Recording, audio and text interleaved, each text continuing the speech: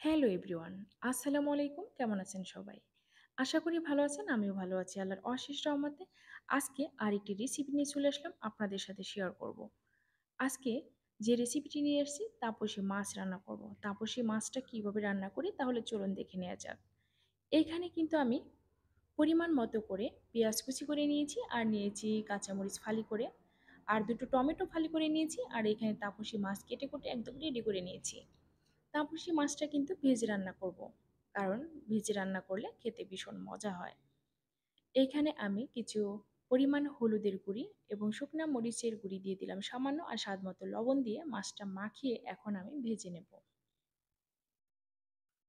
এটা ভেজে রান্না করলে খেতে ভীষণ মজার হয়, যার কারণে আমি ভেজে এটা রান্না করব। মশলা কিন্তু মাখিয়ে নেওয়া শেষ হয়ে গেছে। ফ্রাইং প্যান বসিয়ে দিয়েছি, দিয়ে দিলাম তেল। তেলটা গরম হয়ে আসলে আমি কিন্তু মাছ দিয়ে দেবো এখানে। প্রত্যেকটা মাছ আমি এখন দিয়ে দিচ্ছি। এই মাছটা ভাজতে কিন্তু বেশি সময় লাগে না, অল্প সময়ের মধ্যে কিন্তু এই মাছটা ভাজা হয়ে যায়। মাছগুলি দেয়া শেষ হয়ে গেছে, এক পিঠ ভাজা শেষ, এখন আমি উল্টে দিচ্ছি আরেক পিঠ ভাজার জন্য। যাই হোক, এভাবে উল্টে পাল্টে মাছগুলি আমি কিন্তু ভেজে নিচ্ছি। মাছ ভাজা কিন্তু প্রায় হয়ে গেছে, এখন আমি মাছ নামিয়ে নিলাম। ফ্রাইং প্যানে আর একটু তেল দিয়ে গোটা জিরা ছেড়ে দিয়েছি আর দিলাম এখানে পেঁয়াজ, কেটে রাখা পেঁয়াজ। পেঁয়াজটা এখন আমি ব্রাউন কালার করে ভেজে নেব। পেঁয়াজ কিন্তু ভাজা হয়ে গেছে, এখন 1 টেবিল পরিমাণ আদা বাটা দিয়ে দিচ্ছি আর পরিমাণ মতো পানি দিয়ে দিলাম, যেন মশলাটা এখানে পুড়ে না যায়, কারণ এখানে গুঁড়ি মশলা অ্যাড করব। হলুদের গুঁড়ি এবং শুকনা মরিচের গুঁড়ি, স্বাদ মতো লবণ কিন্তু দিয়ে দিলাম। এখন এটা আমি কষিয়ে নেব। তেলটা ওপরে ভেসে উঠে আসলে এখানে আমি কিন্তু টমেটোটা দিয়ে কষিয়ে নেব। আমার মশলা কষানো হয়ে গেছে, দিয়ে দিলাম টমেটো। টমেটো দেওয়া হয়ে গেলে এটা কিন্তু এখন নেড়ে চেড়ে কিছুক্ষণ আমি রান্না করে নেব এইভাবে।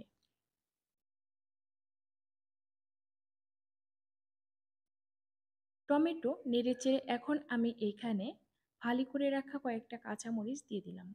ঝালটা আপনারা যেমন খাবেন ওই অনুপাতেই দিবেন।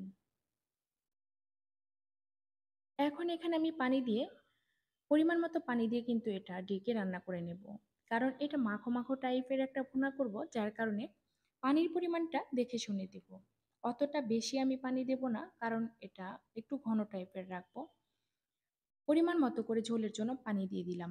এখন আমি ভেজে রাখা মাছগুলি কিন্তু দিয়ে দেব। একে একে করে প্রত্যেকটি মাছ এখন আমি দিয়ে দিচ্ছি। এটা কিছুক্ষণ আমি ঢেকে এখন রান্না করে নেব। ঝোলটা গাঢ় হয়ে আসলে তখন কিন্তু আমি এটা নামিয়ে নেব। আমার তাপসী মাছের ভুনাটা কিন্তু প্রায় শেষের দিকে, আর এখন আমি টালা জিরার গুঁড়ি দিয়ে দিচ্ছি। প্রত্যেকটা সময় আমি রান্নার শেষে টালা জিরার গুঁড়ি দিয়ে দিই, তাতে ফ্লেভারটা অনেক ভালো আসে। এখন কিন্তু সেই সুন্দর একটা অ্যারোমা চলে আসছে, ভীষণ সুন্দর একটা অ্যারোমা পেয়েছি। আর এটা খেতে কিন্তু ভীষণ মজার হয় সত্যি। এই যে আমার তাপসী মাছের রান্নাটা কিন্তু একদম কমপ্লিট হয়ে গেছে। টমেটো দিয়ে সুন্দর করে তাপসী মাছের বোনাটা কমপ্লিট করে ফেললাম। যাই হোক, প্রিয় ভিউয়ার্স, আমার ভিডিওটি যদি ভালো লাগে লাইক কমেন্ট শেয়ার করে পাশেই থাকবেন। আজকের মতো এখানেই শেষ করলাম। আল্লাহ হাফেজ।